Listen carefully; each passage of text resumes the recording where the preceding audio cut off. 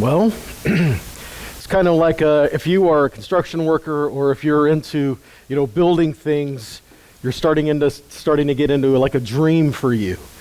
Because as we're getting into the areas of the tabernacle or the Mishkan, that the Father has very specific things and how he wants things to run, how he wants things made, what they're supposed to look like, what their function is supposed to be. There's a lot of detail that we can really get into. But here's part of the thing, though. People have spent life studying about the tabernacle and the temple and things, which is not saying anything against that. We need this kind of knowledge and revelation. But if we study it for the sole purpose of learning the physical aspects of it, we are truly missing the point. Because it's not just about what it's supposed to look like. Of course, we know while it looks like there are functions within it that they had to be a certain way because of what it did. We understand that. But it had a role. It had a place in our hearts. It had a place in our midst. And if we're missing that, we're really missing the point of it being here. Because we find in this parsha, Yahweh says, I want you to build me a sanctuary. We'll cover this later. He wants you to build me a sanctuary, build a place for me that I can dwell among you. And this was the desire from the beginning. Yahweh wanted to dwell with that which he created. And so we've got a lot of stuff to get into tonight and understand we have a role in that. I mean, if Yahweh just came down here, what would that do to us? So he had to set borders. He had to set boundaries. He had to apply, man, as much as we hate to say stuff like this, he had to apply rules. There's a way that you go about approaching him, and there's a way you go about relationship with him. And these things needed to be addressed with the people. And this is part of the I don't want to say problem, but this is part of what they had to go through, what they had to experience, because they were redeemed, they were brought out, and now they're coming to a place where Yahweh is to dwell with them. He's equipping them with his word, but he wants them to get a model so they don't get stuck at Sinai. You hear what I'm telling you? Because when they leave Sinai, they have to be able to say, this is what happened at Sinai. This was a major event. This was awesome stuff that we went through. But the purpose of what happened here is so we can take that experience wherever we go. So there has to be a lot of boundaries in how we approach these things. Okay? And there's a right way to carry his presence, and there's a wrong way to carry his presence. Right? We can always talk about King David trying to bring the ark back to Jerusalem. Somebody died because it was mishandled. So there's a way to do that, okay? And we'll address a few things in relationship to holy and our role in that because, you hear, and we'll cover this later, just kind of setting it up for us. We hear that, we are the temple, or we are the tabernacle for his presence. So, what's the point of having a place? Because we're the tabernacle. The problem with that is when we follow that scenario, we're truly not making any difference between holy and common. Because even though we say we're holy, we're living our life as common. And we're not truly making any distinction. And we're told we're to set aside holy things and live in that manner. Okay, so there's a lot to cover in here. All right, so you ready to jump into this? Yep. Okay, so Terumah is the name of the parsha. And Terumah, it's where it says to take an offering from the people, but there's a way that these were supposed to be done. Okay, so let's get into that. Exodus 25, starting in verse 1.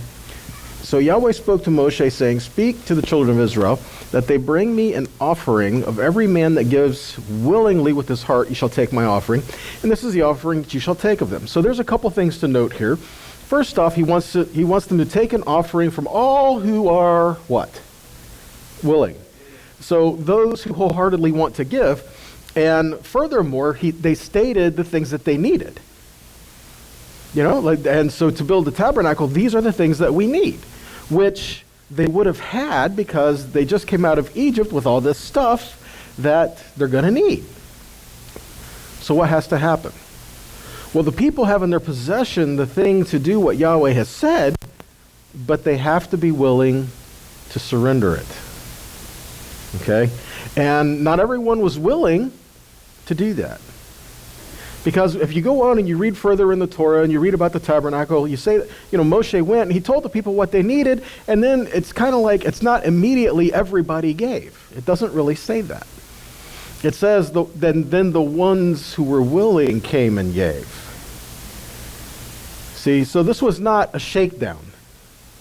Okay? This was not Moses, send your goons door to door to tell everybody to, empty their houses for me. This was not the scenario. Yahweh was saying, these are the things that we need, and you get the opportunity to make that happen.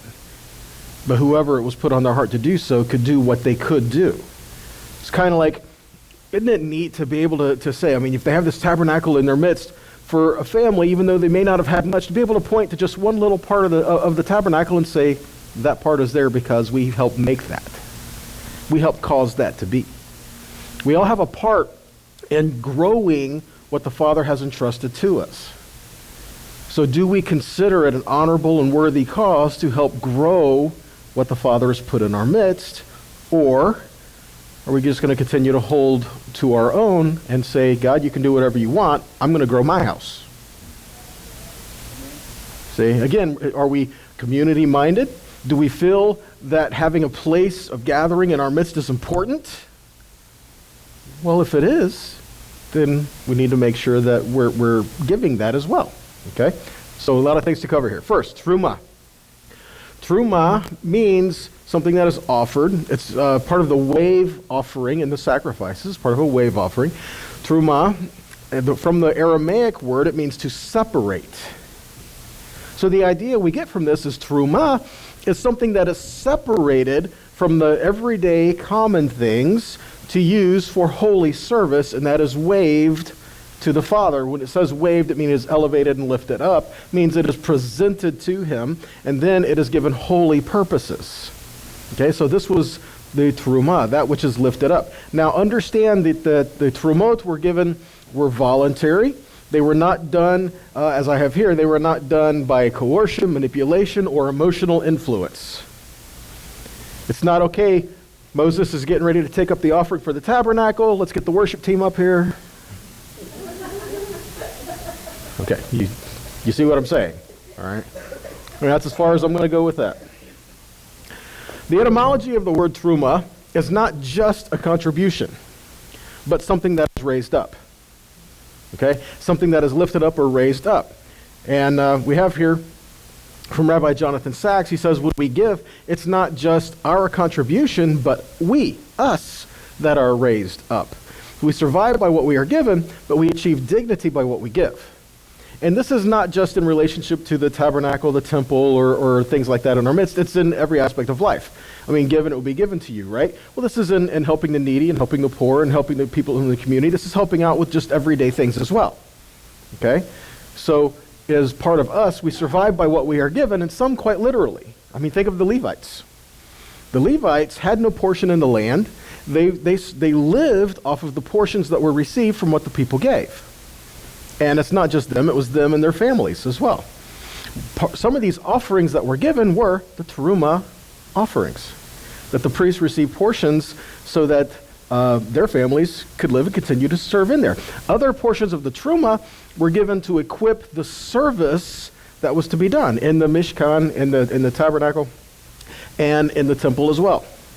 Some of these were used to actually make the Mishkan itself.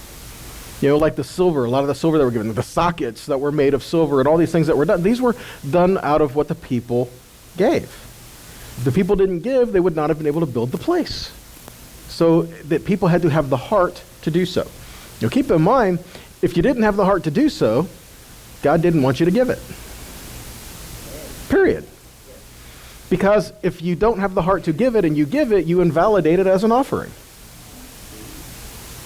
So, yeah.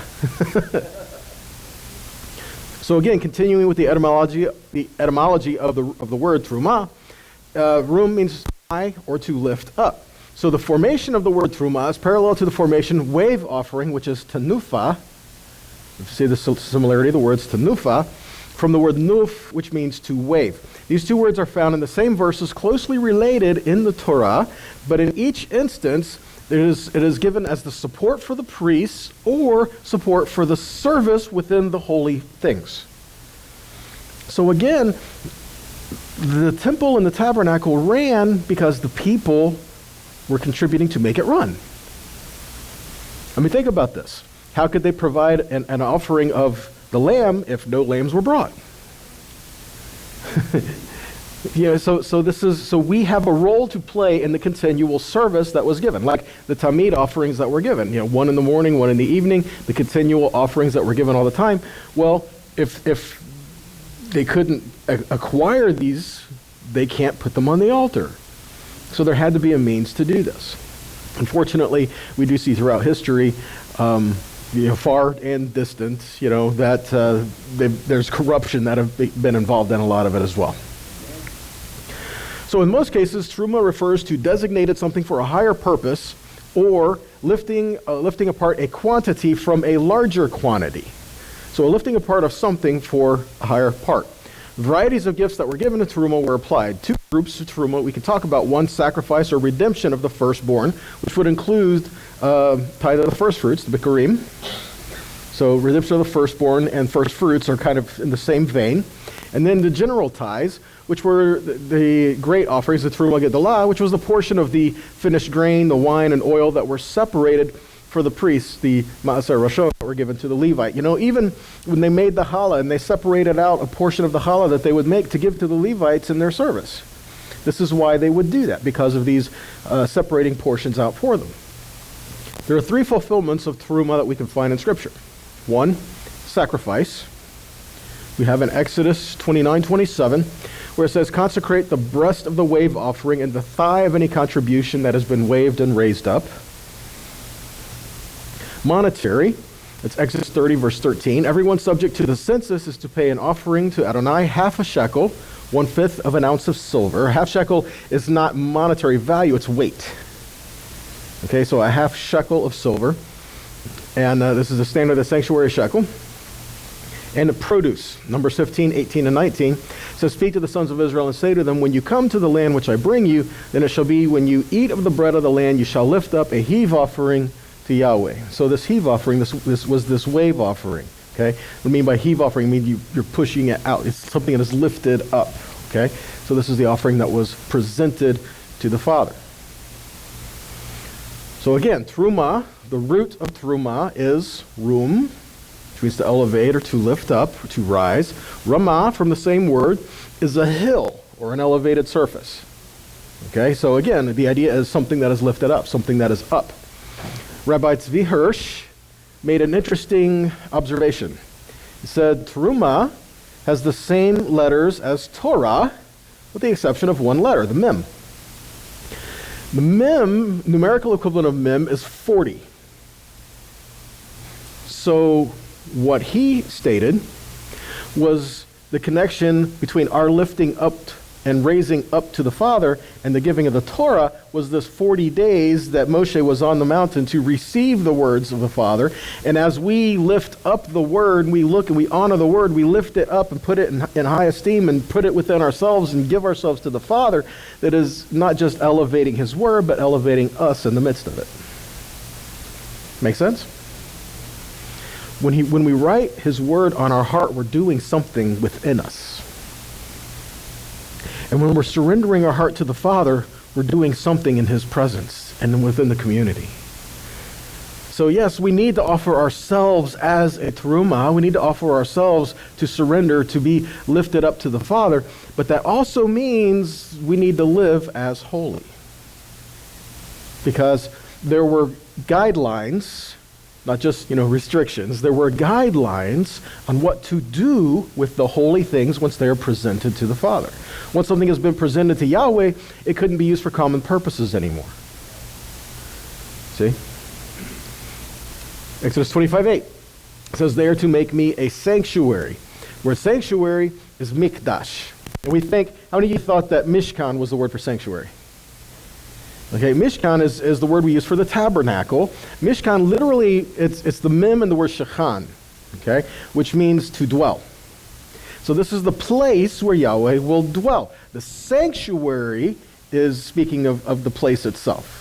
Okay, so the Mishkan is to dwell in.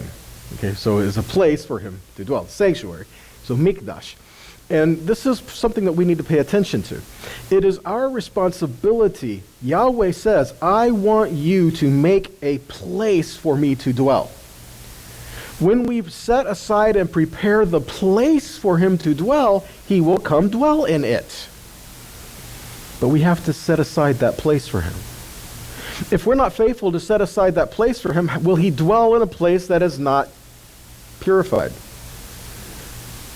See, so again, we have to set aside that place for him so that he will dwell. Will or can Yahweh dwell in a finite space? You know, the one that created the heavens, the one that created everything, the one, as you look at the vastness of the universe, the one who spanned the heavens with his hand, you know, just like, can he dwell in a space like the tabernacle? And the idea is this. To say that Yahweh cannot dwell in a finite space, it's not saying that he's not dwelling in his throne in the heavenlies. You know, he's everywhere. But to say that we need a place for his presence in our midst. So we need a place to acknowledge he is there to dwell within us. Okay? Because if we say that he cannot dwell in our midst, then we are saying he cannot dwell within you. So he is bigger than anything we ever known, but yet at the same time, he could still be that still small voice within us. Okay? And so to answer your question, can Yah dwell in a finite space? He can dwell anywhere he wants. I mean, after all, he's God. So all of this is saying we are a holy people. So we need to be a holy people. If we are a holy people, we need to live, act, walk, think like a holy people, okay? And some will, on the other side of this, make statements like, well, Yahweh dwells in us, and we are the sanctuary. Therefore, we do not need a place to gather or worship. To say that would actually go against what Yahweh asked for us to do. Because he said, make a place for you to come and for us to dwell together, a place to worship. I don't know about you guys. When I worship the Father, I don't do it in a mirror. I'm not worshiping here, me. I'm worshiping him. This is a place where we come together and we honor him. We live for him. Okay? But put in this way as well. We're living our daily life. We're working. We have things we need to do, and you know, life has to be lived. Bills have to get paid. Families have to be raised. These things need to be done. It's not evil. It's life. Okay? Don't forget when God put Adam in the garden, he said, work it. Okay?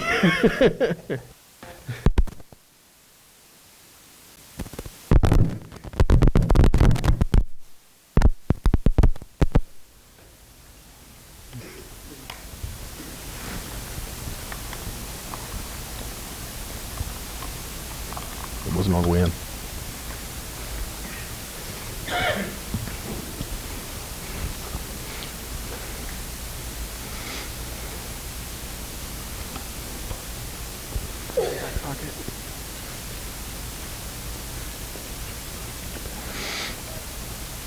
Do do do do do do do. Are we there? Yep. Are we there yet? Yep. Are we there now? I know, we're bringing slowly so we don't go boom. It's funny, the last thing right before the mic kind of acted up was work it, and Wes back there dancing. So anyway, kind of brings some levity to a hard point, you know, that's good. So the idea is that we live a common life, okay? There are things that just need to be done, all right? But yet we are supposed to live holy. So if we're not living for the higher purposes, higher things, and seeing these things as holy, we're not truly living as he had asked us to live. But yet, there's also things like, oh, I'm so holy, I couldn't possibly get a job. I don't think so. You know, so there's, you know, oh, I'm too holy, I couldn't possibly, you know, do something. So it's just one of those things where we need to be a holy people, but yet at the same time, he put us here on the earth to do stuff. Okay? So we've got to do that. But if we're living in just the day-to-day things of life, are we truly setting aside every moment for worship? And the answer is no. As much as you can say, oh yeah, you are, I know better. Not every second of your life is spent in complete and total solitude and worship. You know how we can tell that? Because the phone calls and the conference calls and the dealing with angry people and doing all these, yeah. You get pulled into the normal everyday things. So the point is, we need to have a place where the Father calls us together to focus on the higher things. And this is part of the goal of the tabernacle, that I may dwell among you. And furthermore, how can we say that he dwells within us if we don't get an idea of what that means for us? He gave us something in our midst so that we could see what he is saying, how we approach him. The problem is we're so far removed from that we really don't understand what he's calling us to do and how he's called us to live. And a lot of us really don't grasp what Yeshua did for us because we have no idea of what all these things were. And so a lot of things just become abstract. And so we make up phrases like, oh, no, we are the temple, so we don't need to be a place to meet. We need to gather together. That is true. And Scripture says where two or more gathered in my name, I'm there. That's true. But at the same time, that doesn't negate the fact that he still called us to gather together. You know? Because if we are a people that are just dispersed, how can we be a people that are showing his presence in our midst? Right? So we have to gather together. So a holy place was set aside and regarded as a holy place for us to meet and worship. This is a place where our desires fade and the desires of Yahweh remain. This is the point.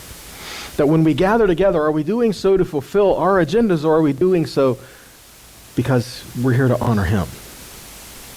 And that is the goal. Okay? Israel needed a place to mark the presence of Yahweh, a reminder that he was with them, something they could see and carry with them. Isn't it good for us to have reminders? How many of us need reminders from time to time? We need reminders of what the Father is asking us to do and how he's called us to live and who he's called us to be. We need reminders. Okay?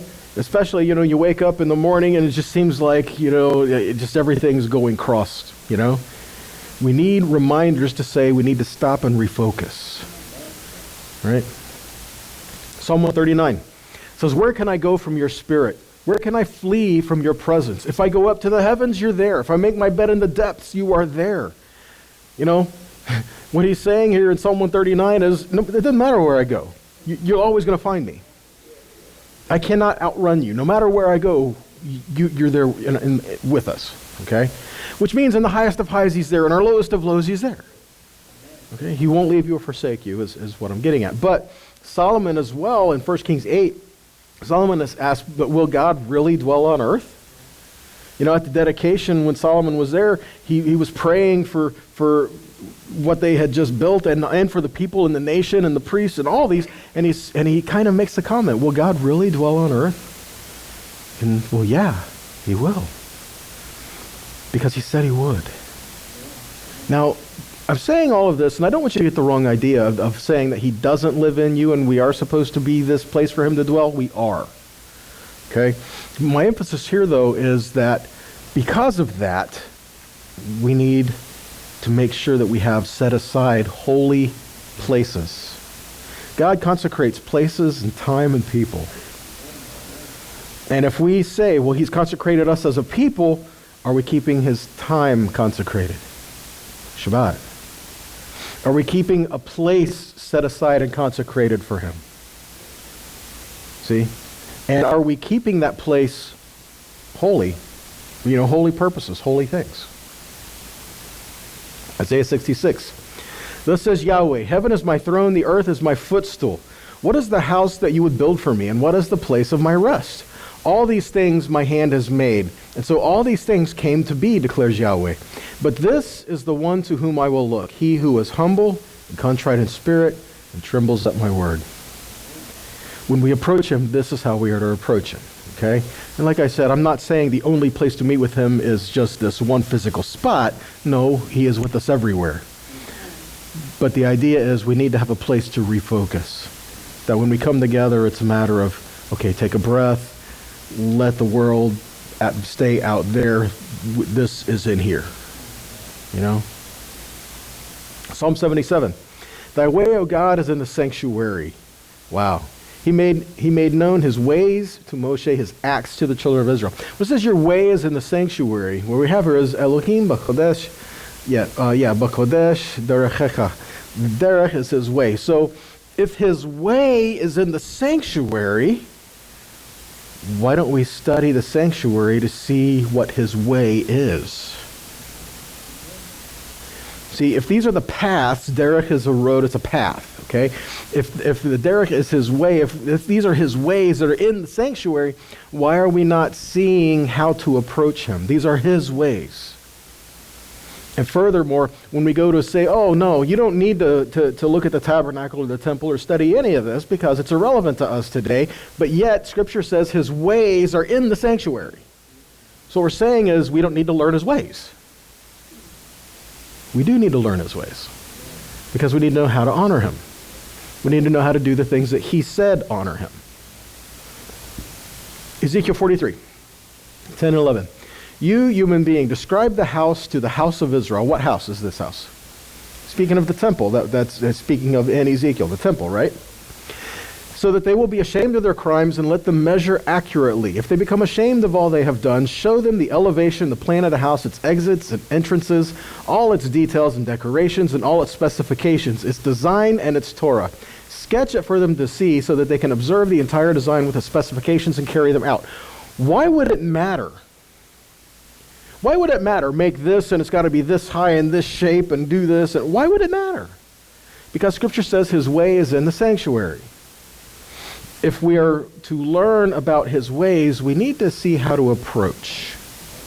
And if we say just, well, he lives in me, we're missing the point of how we are supposed to approach him. Because when we learn how to approach him, then we truly start to learn what it means when he says, I live in you. Because if we have no comprehension of holy, we really don't know what it means when he says, I will dwell in you. The tabernacle. Tabernacle is a dwelling place. Mishkan is a word that's used here to break down to break down the letters that are given here. We have Mem, Shin, Kaf, and Nun Sofit. So if we break down the meanings of these letters, the Mem means water or chaos. Shin is to consume or destroy. The Kaf means palm or open hand or a cover to open or to allow. The Nun is like fish darting through water or the activity of life or the springing forth of life. When we combine these, what we have is the word picture is to destroy chaos and open or allow life. So this should be a place where when we go to meet him, it is the chaos in our life is destroyed and his life flows.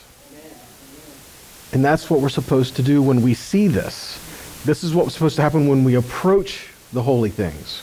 That when we approach the holy place, we are acknowledging that what he is doing in our midst and doing in our life, and this chaos flees. And his presence is order. It is peace. It is joy. It is life. Okay?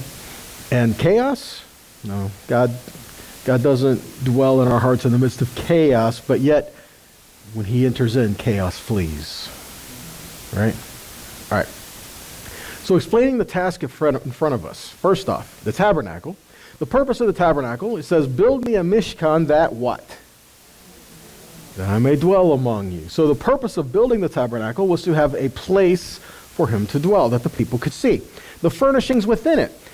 If we have the tabernacle, it's just a shell. What about a function? Okay, there must be function to it as well. So the furnishings are the function, the purpose, or the how Yah will dwell among us. And if we have the place and we have things that are supposed to function, then we need people to fulfill the purpose of its function. So the Levites, the ordination of the priests, the operation or the actual work of the service, or also called worship. And then we have the garments or the vestments. And this was the covering of those who were to serve. Okay, it's not just a matter of, okay, these people are the only ones who come and enter into these certain places. They had to be dressed a certain way as well. You know, everything had a representation. Everything had to be exactly as it was. Okay? Exodus 25:8. So we have, let them make me a sanctuary that I may dwell among them. And this is where it gets interesting, because the word to dwell among them is betocham. Betocham. Which you've heard me say this before, but it's well worth saying again. Betocham, from the Hebrew word tavek, doesn't just mean to dwell in our midst. It means to literally dwell within. Like to bisect and place in the center of. So it's not just a matter of saying, build me a place that I can dwell among them, like in a community, like we have a community house kind of a thing, but build me a place that I can dwell in them, like even as individuals. Okay? So as a noun, this is the first time in the Torah that we hear the word shachan in relationship to God. Shachan, like a Mishkan. First time we hear shachan in relationship to God. This is the first time we see it. As a noun, shachan means a neighbor. Interesting, right? It means a neighbor. The idea is we have Elohim in our neighborhood or in our inner circle or living right in our house. Like, that makes life interesting now, doesn't it? Two things here. One, in the task of making a space for God among the people, the offerings were to be only from those whose heart moved them. The offerings that were given could only be from those who desired to give, desired to do so. Israel is not being required to give. Did you catch that? Israel is not being required to give. They are being given an opportunity to contribute to the greater cause. It's like, do you want to have this place in our midst? Yes, then it is your responsibility to help it come to pass. And the words are not, and I love this part, they are not, let them make me a sanctuary that I can dwell in it. It is, let them make me a sanctuary that I can dwell in them. So again, when the people had this in their midst, they understood what the Father was wanting to do within them. Okay, and sometimes we need to see these things as reminders for us as well. So the question is, how can we that are created give back to Yahweh who made us? I mean, how can we give him something that's not his, or something that he already has, rather? I mean, everything we have is because he made something. So how can we give him?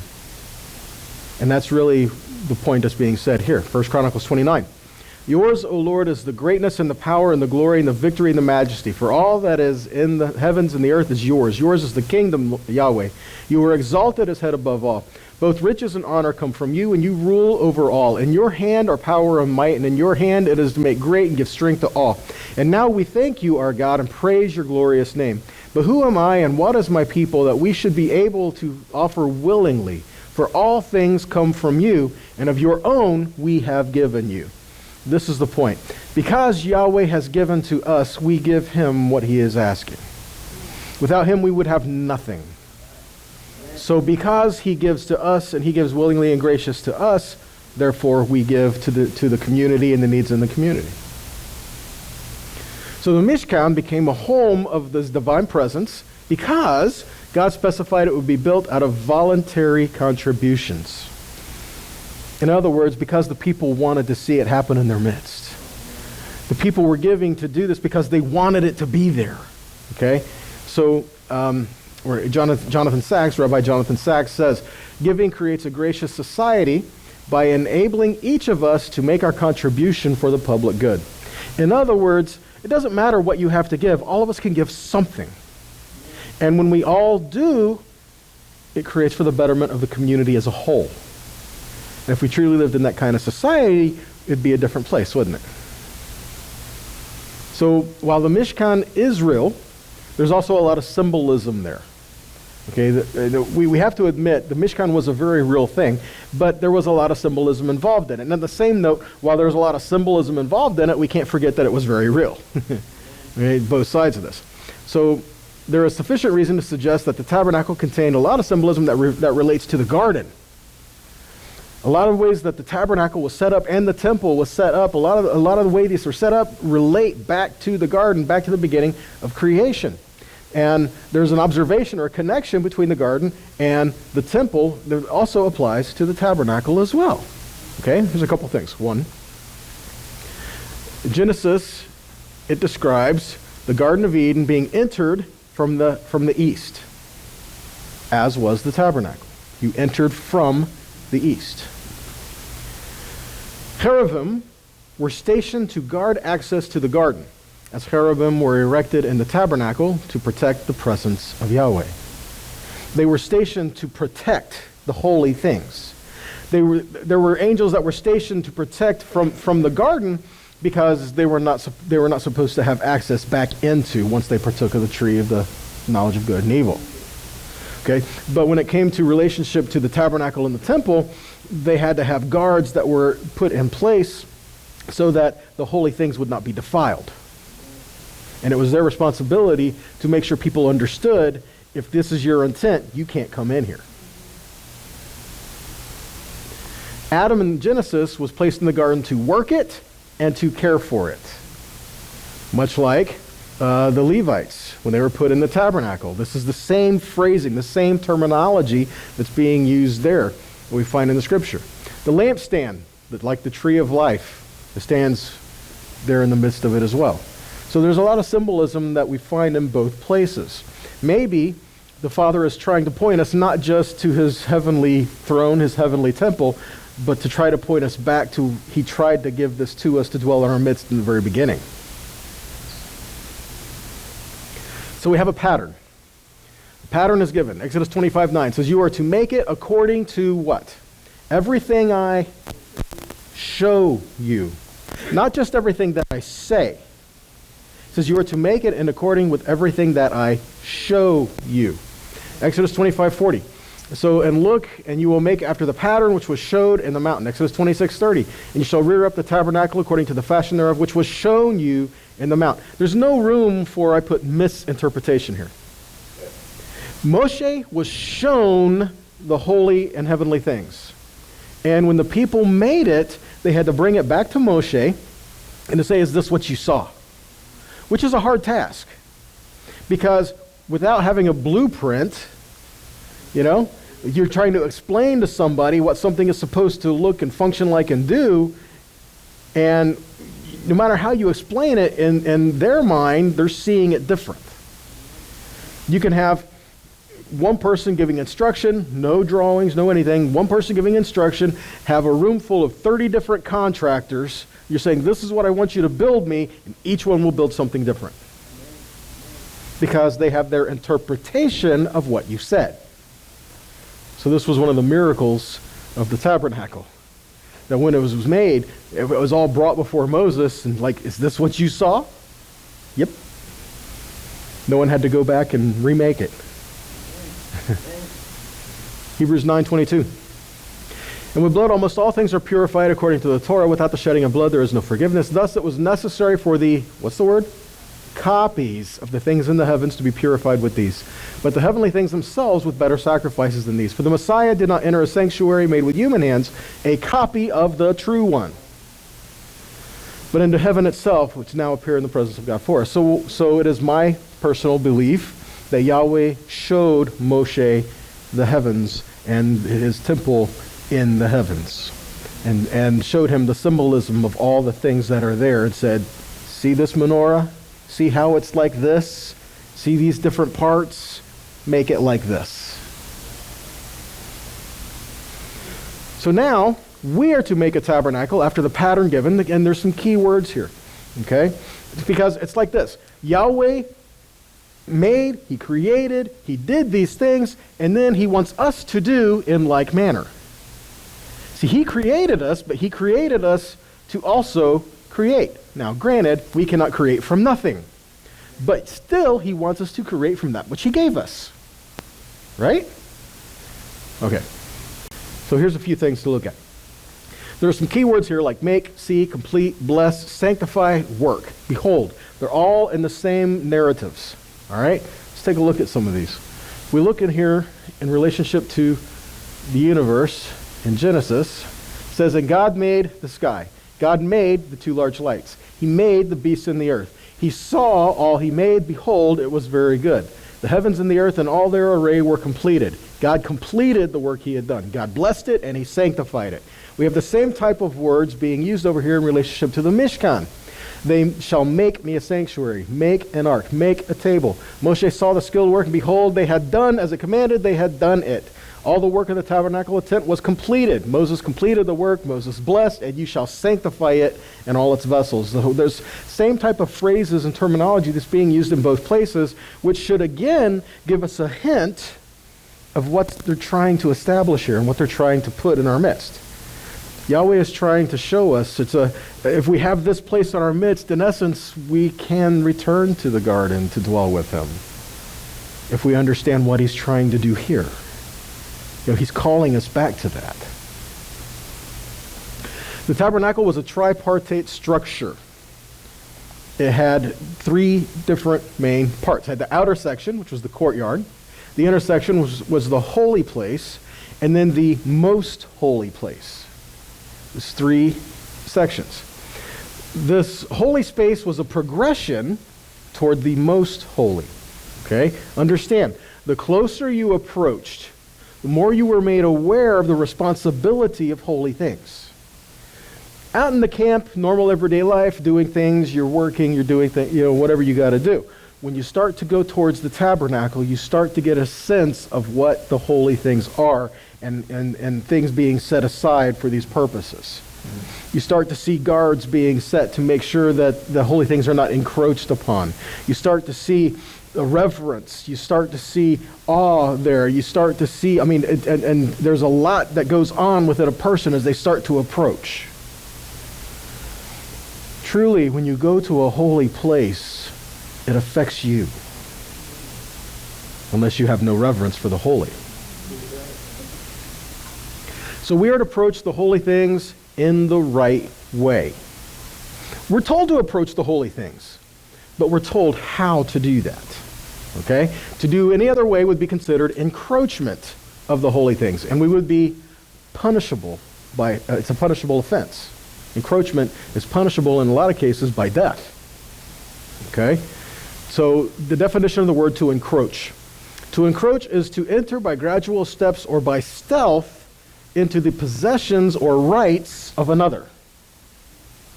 Also, to advance beyond the usual or proper limits. Holy things have boundaries. And for us to cross those boundaries without any kind of reverence would be encroaching the holy things. These are the things that the Levites were put in charge to make sure didn't happen. Okay? Numbers 3:10. You shall appoint Aaron and his sons, and they shall do what? Guard their priesthood. But if any outsider comes near, encroaches, he will be put to death. It is not an outsider's place to go to that altar. It is not an outsider's place to burn incense. It is not an outsider's place to go into the most holy place. There were certain specific people and ways things had to be done. Like I said, holy has boundaries. The sacerdotal guards are put to death any unauthorized encroacher upon the sanctum or upon the holy things. Now check this out.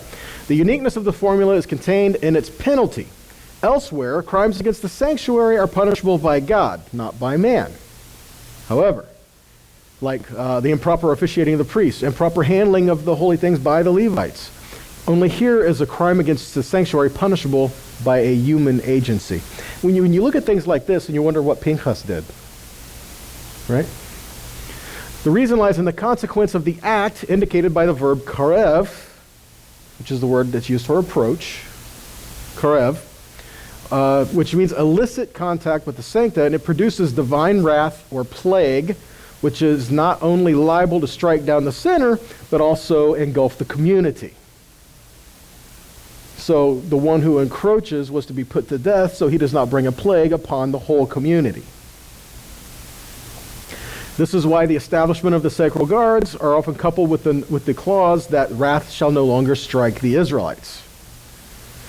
Therefore, it is crucial that the intruder be stopped before he carries out his intended encroachment, lest he trigger the deadly consequences. The sanctuary guards must cut down the criminal before God cuts down everyone else. Now, if we look at this, we understand the severity of protecting the holy things. Because if someone has no idea of something that is holy, they will not treat it as holy.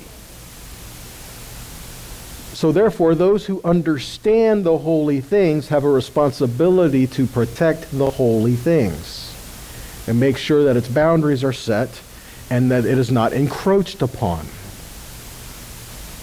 The courtyard. The kings would come into the courtyard to get guidance from the prophets. You know, the prophets would hang out in the courtyards. And check this out. A lot of the prophets were Levites. So it's not just being a prophet today. No. Those that were prophets also had some training in what was holy. They also had training in clean and unclean. They had training in common. They were intimately taught the word of the living God. And then they would function as prophet.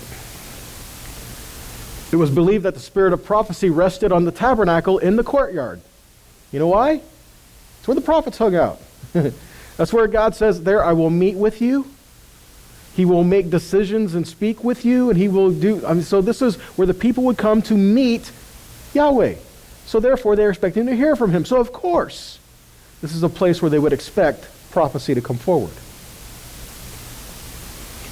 The prophets Shmuel, Yirmiyahu, Yechezkel, Zechariah, they were all in the priesthood. Just food for thought, among others. To make it to the courtyard, you first have to do one major thing. What was it? Prepare your heart. Even to go to the courtyard, you had to make preparations. Okay? We find in Psalm 100, it says, shout for joy to Adonai, all the earth. Serve Adonai with gladness. Enter his presence. How? With joyful songs. Be aware that Adonai is God. It is he who made us. We are his people, the flock at his pasture. Enter his gates with what? Thanksgiving. Enter his courtyards with praise. Give thanks to him and bless his name. For Adonai is good. His grace continues forever, and his faithfulness lasts through all generations. Good food for us. Good stuff to meditate on. So we have here the picture that's set up, and you know, this is what we have that's set up by the gate here towards the east. So when you enter, you're going in west, and you have to you stop at the altar, the outer court, the laver, and then you have the holy place, the table of showbread, the menorah, the altar of incense, which is right here by the veil, and then the most holy place.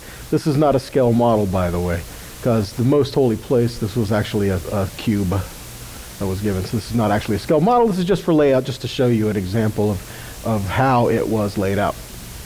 So you start by drawing near. Before you can draw near, you have to examine yourself. You have to stop and reflect upon yourself before you even come to the gate. If repentance was required, do it. Okay? If an offering was required, it was done. And then a priest would go and take beyond that. You didn't go past that altar. The priest went past the altar. Okay? So he went, and then he would wash, he would do the labor, and then you go to the holy place, which had the bread, had life, and intercession, the menorah, all these things that are happening there. And then the most holy place, which is where atonement was provided, which is where the seat or the throne of Yah was. Okay? You had to approach in this order. This is how it was given. If you tried to usurp any of this order, you would be encroaching on the holy things, and who knows what could happen. You can't say, I'm going to get to the most holy place by bypassing the altar. You can't say, I want to take a look at the menorah, and I'm not going to stop by the laver. You know, it's just not done. There had to be a way you enter in. And if we fail to see how we enter in, then we're truly missing out on the reverence and the awe of our God. And the fact that he allows us to approach him. The fact that Yeshua brings us into his presence. Do we truly know what that means? And again, if we have no idea what the holy is, we truly have no idea who our God is, because he is holy, holy, holy. And if we don't know how to treat the holy things, we definitely don't know how to treat the most holy things. So, example of the courtyard. Luke 2, 25 to 32. There was in Jerusalem a man named Shimon. This man was a Zaddik. He was a righteous man, and he was devout. He waited eagerly for God to comfort Israel, and the Ruach HaKodesh was upon him. Notice, before Acts chapter 2. And it had been revealed to him by the Ruach HaKodesh that he would not die before he had seen the Messiah of Adonai. So, prompted by the Spirit, again, before Acts 2, he went into the temple courts. Prompted by the Spirit, he went to the temple. Just saying. So he went into the temple courts, and when the parents brought in the child Yeshua, check this out, to do for him what the Torah required, we miss things like that. Shimon took him in his arms, he made a blessing to God, and he said, Now, Adonai, according to your word, your servant is at peace as you let him go. For I have seen with my own eyes your what? Yeshua. Your Yeshua, which you prepared in the presence of all people. A light that will bring revelation to the Goyim, to the nations, and glory to your people, Israel. The prophecy going forth, think about this. If this was not a matter of the courtyard being set aside, the holy things and the offerings being done, Yeshua fulfilled all these things as well. Because he came to the courtyard to solidify this fact and testify to the people through the spirit of prophecy in the courtyard that Yeshua is being revealed. And he did it out of obedience of him being brought to do as the Torah required. If we don't study what the Father is telling us to study in the beginning, we're not going to see how they play a role in the things when it's starting to unfold before us. So we need to take a look at the holy things so that we can see how they play a role in our lives. Amen?